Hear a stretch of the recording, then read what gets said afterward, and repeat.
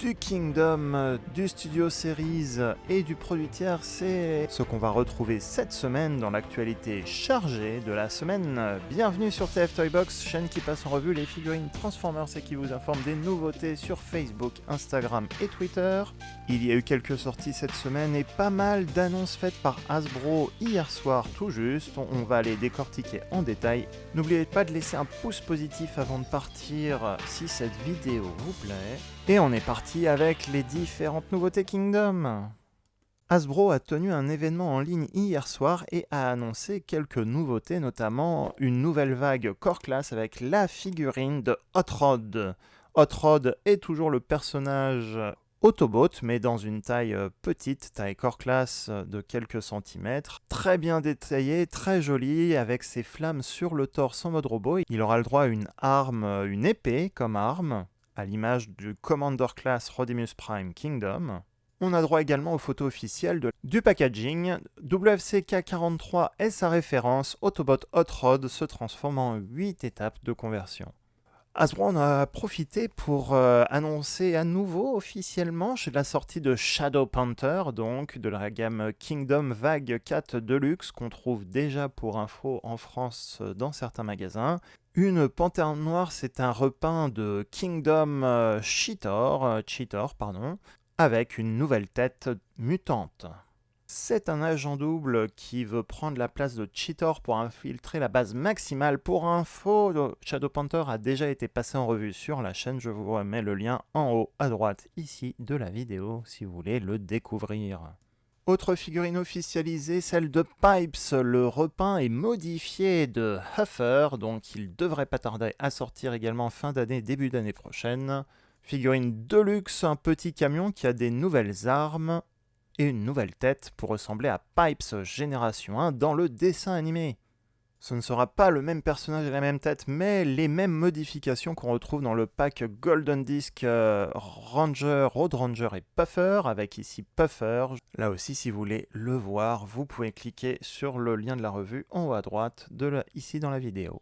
Et enfin, image de la dernière Deluxe Vague 5 Kingdom, l'Autobot Slammer, le drone qui protégeait Metroplex, un robot plutôt sympathique, dont la tête a le look des Autotroopers, armé d'une scie géante et d'un canon, un bon petit tank bien solide en mode alternatif. Il serait basé sur Ironwork ou Airwave. Et comme les modulateurs ou fossilizer, il peut devenir une armure ou plutôt des équipements et armes pour d'autres figurines de luxe comme ici Pipes.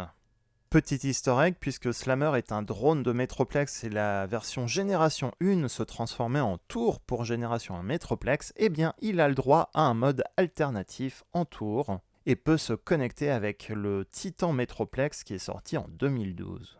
On reviendra sur l'événement Hasbro juste après, on continue sur Kingdom avec aux États-Unis la sortie du Voyager Class Blaster de la vague 5 Kingdom également. Quelques photos en boîte et aussi en mode robot en comparaison avec le Netflix Soundwave Voyager Class et aussi Optimus Prime que l'on retrouvait dans la gamme Kingdom et Earthrise, avec aussi quelques comparaisons de Eject, la figurine cassette qui accompagne Blaster dans sa boîte Voyager.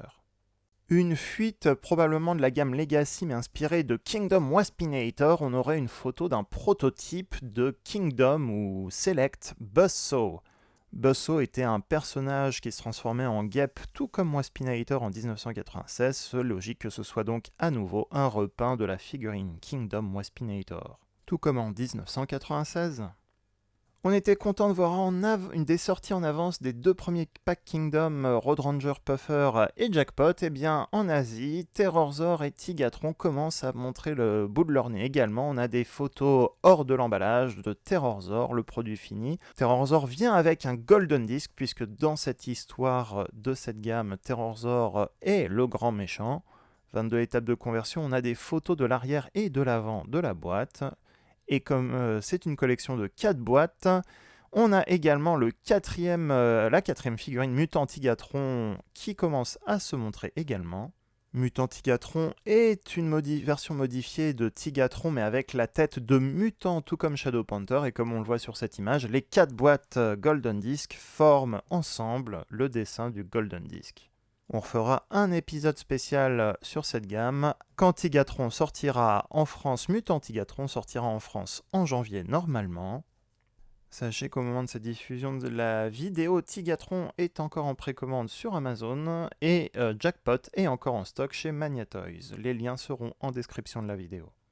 Et si vous voulez vous faire un avis sur le Tigatron normal, il est sorti en France et certains ont pu se le procurer. Là aussi, je vous remets le lien de la revue vidéo. En haut à droite. Super 7 vient d'annoncer une troisième vague de figurines Transformers. Ce sont des produits sous licence Hasbro, mais pas directement des produits Hasbro. 4 figurines non transformables qui représentent des aspects un peu particuliers de différents univers Transformers, avec différents accessoires et des prix qui avoisinent les 70 €.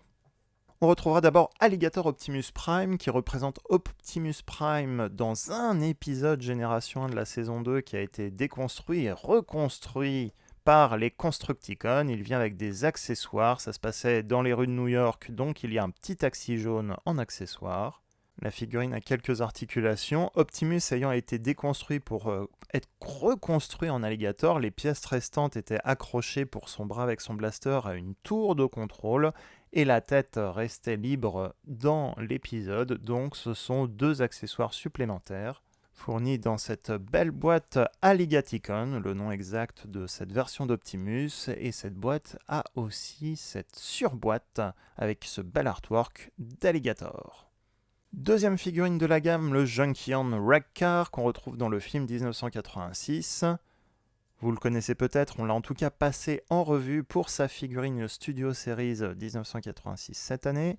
Il vient avec de nombreux accessoires dont une tête supplémentaire qui rappelle la tête du jouet Génération 1 et des accessoires comme un petit écran télé qu'il tenait et possédait dans le film de 1986 et les différents épisodes de la saison 3. Il vient avec plusieurs mains également à l'image de figurines de type Marvel Legends, et lui aussi présenté dans une belle boîte. Troisième figurine, Génération 2 Megatron, le tank vert fluo qu'on retrouve ici dans une pose qu'on a déjà vu dans des BD Marvel des années 90. Là aussi, différents accessoires, des fusils, des épées, un canon à l'image de son canon Génération 1, et des têtes avec différentes expressions de visage, dont une tête qu'on retrouvait dans les BD Marvel, et toujours ici dans sa belle boîte de présentation. Et dernière figurine qui risque d'en intéresser certains beaucoup plus, c'est Tarn. Tarn est un Decepticon, le chef de la Decepticon Justice Division dans les BD IDW de cette dernière décennie. Là aussi, il vient avec différentes têtes, une tête endommagée et non endommagée, un masque, son double canon à fusion, car c'est un adorateur de Megatron, et également un petit robot Nickel qui est dans l'histoire un Minicon, un Transformer Minicon recueilli par la Decepticon Justice Division. Là aussi, l'ensemble sera présenté dans une belle boîte de présentation avec le dos de la boîte représentant l'artwork de Tarn. Quelques nouvelles images du Masterpiece Train Shuki côté Takara dans le magazine Figure King de ce mois-ci, le mode robot et le mode train, ainsi que les prochaines sorties Studio Series au Japon, composées de Coronation Starscream, Studio Series Perceptor et également Studio Series Revenge of the Fallen Sideswipe.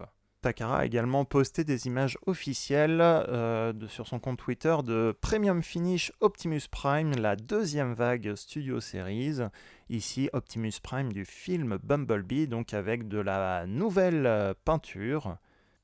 Il semblerait qu'il y ait beaucoup plus de détails et de peinture métallisée au niveau de la tête et du torse sur cette version par rapport à la version Studio Series classique. Cette version est donc sortie ce mois-ci, au Japon uniquement.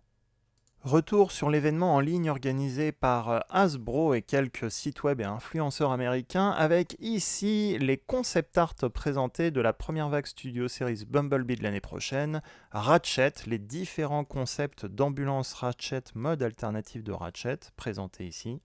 Également quelques concepts de Wheeljack. Pour info, Wheeljack dans le dessin animé n'avait pas de roue.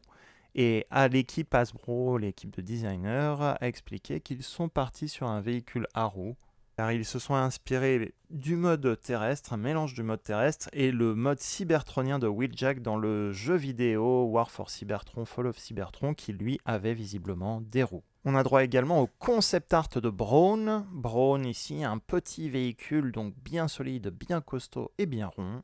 Et enfin le concept art de Soundwave également, et on voit que le mode alternatif de Soundwave ici était beaucoup mieux réussi en concept art qu'en jouet, on le reverra après.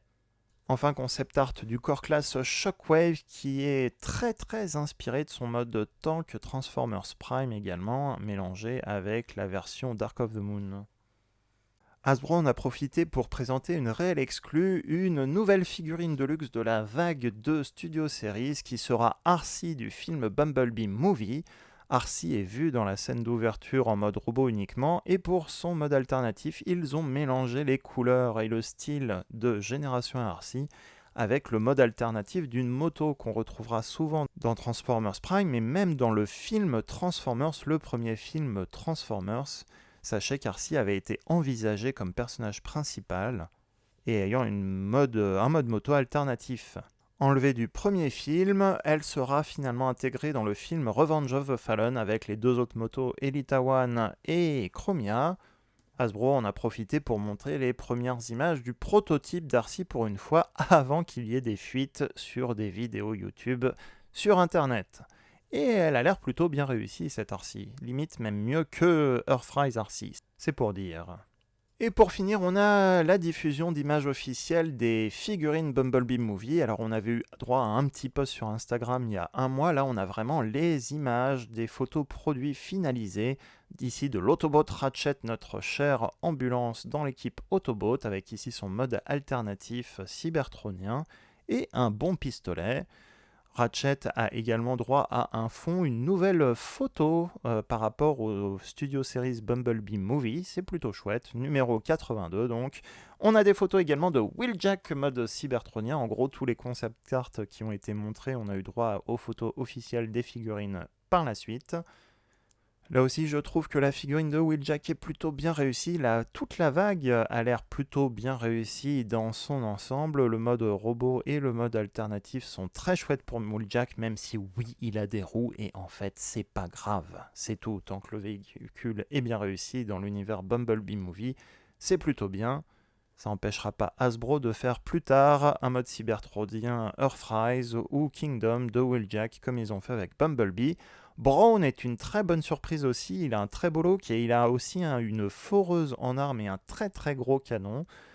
Comme beaucoup, je pense ici, je vais être très fan des figurines Bumblebee de l'année prochaine. Il a un bon casque aussi, il faut un bon petit soldat ici et il portera le numéro 80 dans la gamme Studio Series.